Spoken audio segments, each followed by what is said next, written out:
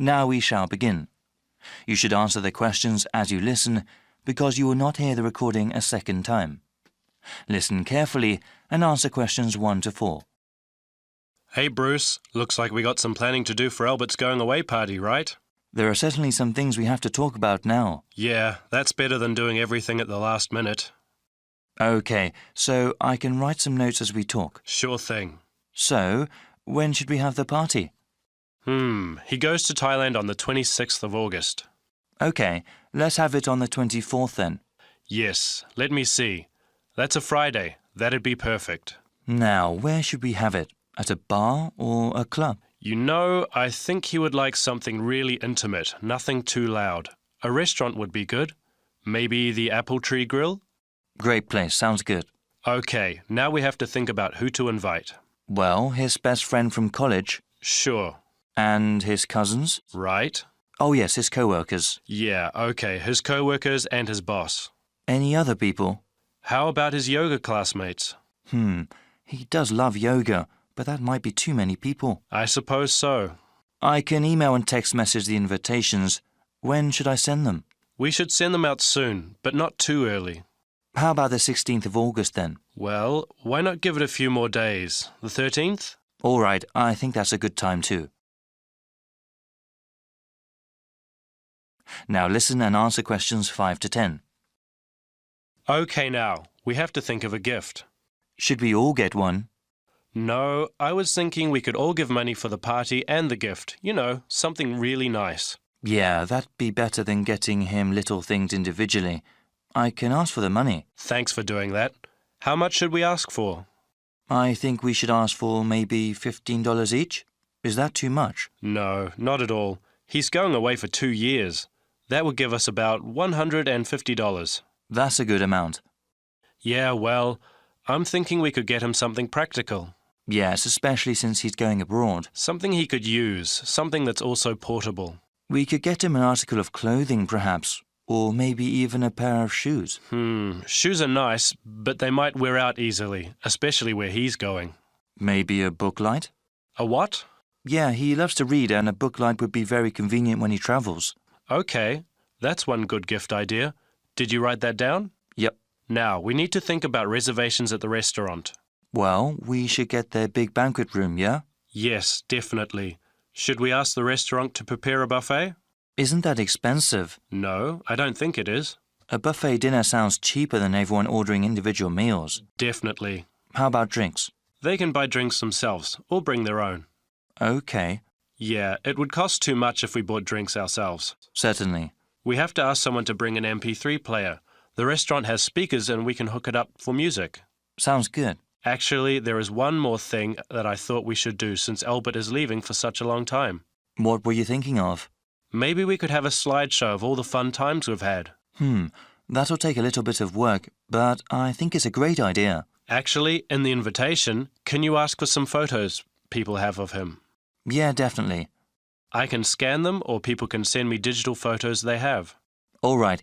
I'll tell them when I send out the invitations. Then I can make a little presentation. I can't wait to see his reaction. Yeah, especially that one picture where...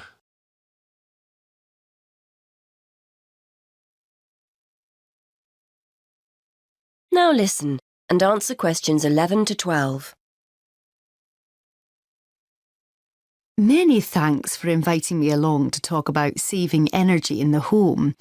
This is a key issue for many people who now find themselves on tight budgets. So today I'd like to spend a few minutes going through some simple tips to help keep those energy bills to a minimum. I'll start with some easy, cheap ideas before talking about more major solutions later. I think we're all aware of the importance of insulating our homes, and although I'd advise you to get it done, I appreciate it can sometimes be inconvenient to have building work carried out. And though they're growing in popularity, having solar panels installed on the roof isn't a cheap enough option for many of us to consider seriously. So what other steps can we take?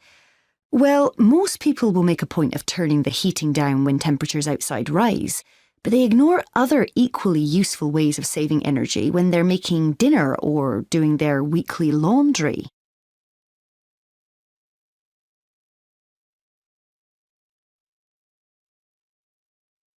Now listen and answer questions 13 to 20. If you're living in a relatively new apartment or house, you're probably blessed with a cosy, draft-free living space. But for those of us in older properties, the chances are there are gaps all over the place where cold air is getting in. Walk around your home and place the back of your hand around window frames. Can you feel cold air coming in from outside? Get down on your knees at the doors. Is there a draft at floor level? Fix these drafts with some cheap draft excluders and savings in heating bills will begin straight away. And are you using the latest energy-saving light bulbs? I'm not recommending you go around your entire property throwing out older ones and replacing them all immediately. But next time a bulb goes, make sure you buy an energy-efficient alternative. And what about heating? If you have radiators in every room, do you need them all switched on throughout the day? If they're on timers, set them efficiently. Then there's the laptop or your TV. Do you leave them switched on overnight or on standby? Don't waste money. Turn them off. And that goes for lights as well. You'd be surprised how many people leave them on when they go out. There are also guaranteed savings to be made in the kitchen. I'm always telling my husband not to overfill the kettle when he makes a cup of tea. Why boil more water than you actually need? When you consider how many times that kettle gets used every day, you'll appreciate just how much electricity can be saved by boiling what you need and no more. And the next time you're cooking pasta or potatoes, keep a lid on the pot. The water will boil much more quickly than if you leave it off. And if you've bought yourself a pressure cooker or steamer and it's sitting in the cupboard never being used, get it out. They're much more efficient than pots and pans. Now, the refrigerator and freezer. If the fridge is next to the cooker, it's having to work harder to stay cold. But as I'm giving cheap, easy solutions here, a kitchen redesign might be out of the question. Still, there are other energy-saving steps you can take. Keep an eye on the temperature control. We often forget to turn it down in the colder winter months when a high setting is unnecessary. Also, remember to defrost the freezer frequently and try not to overfill it, as this isn't the most efficient way of using it. The washing machine is another potential money saver. A lot of people wash at 40 degrees Celsius, but it's often okay to drop the temperature down to 30 degrees Celsius with similar results. And remember to either wash full loads or select the half-load programme. Again, a surprising number of people forget to do this. And is it really necessary to dry your clothes in a tumble dryer? If you have a garden or a yard, hang them outside. Or if you're drying them inside, get yourself a cheap clothes rail rather than hanging things over radiators, which robs you of valuable heat.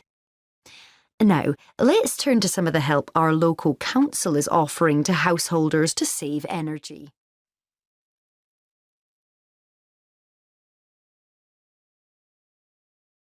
Now listen carefully and answer questions 21 to 25. Good evening, everyone. I hope you've both taken a look at the documents given to you. As student members of the University Chancellor Selection Committee, you will help to select a new Chancellor for our university.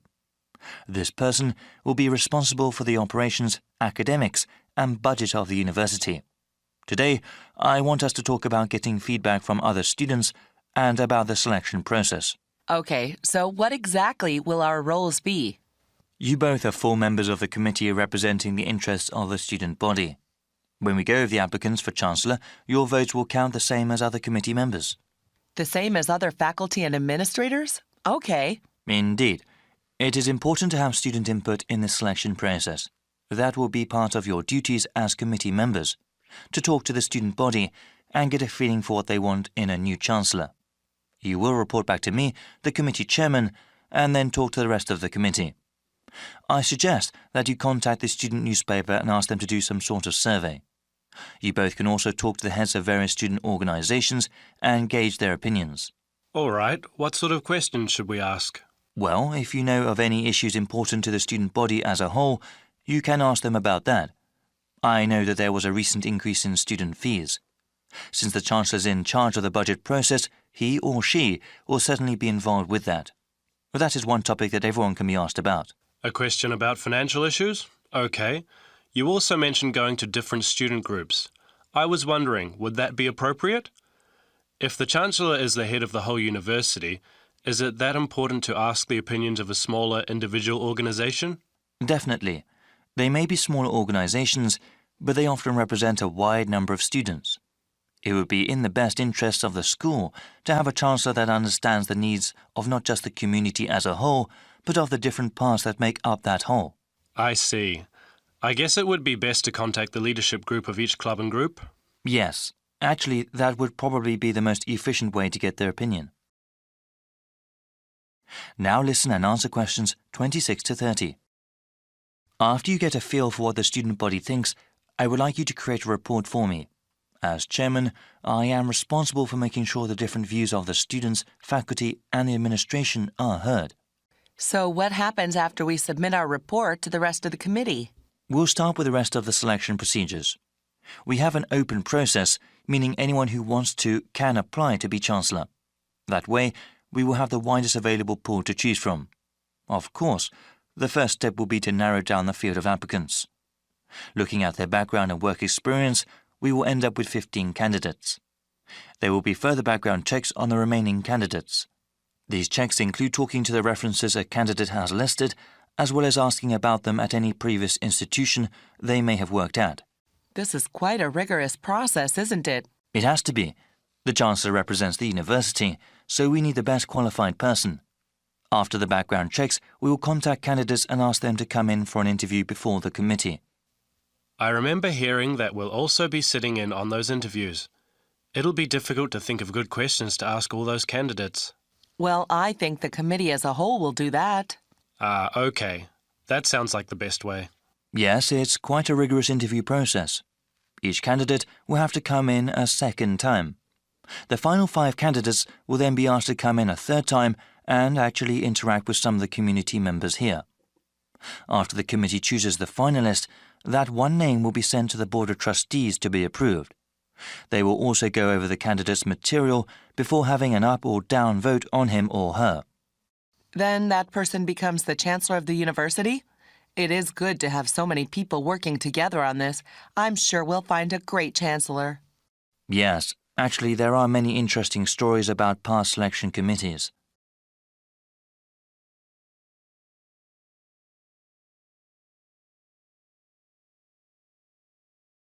Now listen carefully and answer questions 31 to 40.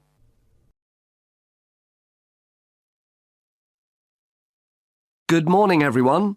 Today we're continuing our look at funding opportunities for small start-up businesses. The emergence of social media has given companies the ability to connect with fans and potential customers directly. On the back of the growth in social media, a model of raising finance has emerged known as crowdfunding. This revolutionary way of raising finance began with micro-lending in the 90s. More recently, an equity-based model has emerged that allows people to invest directly in a new company. We're going to examine this in more detail later, but let's turn first to a third model, which I'll term a fan-based model. With this model of crowdfunding, individuals are encouraged to give an amount of money to support the launch of a project or initiative without the promise of any financial return. Instead, there's a reward for donating. This contrasts with the micro-lending model, which would require a return on investment, and the equity-based scheme, which may offer shares.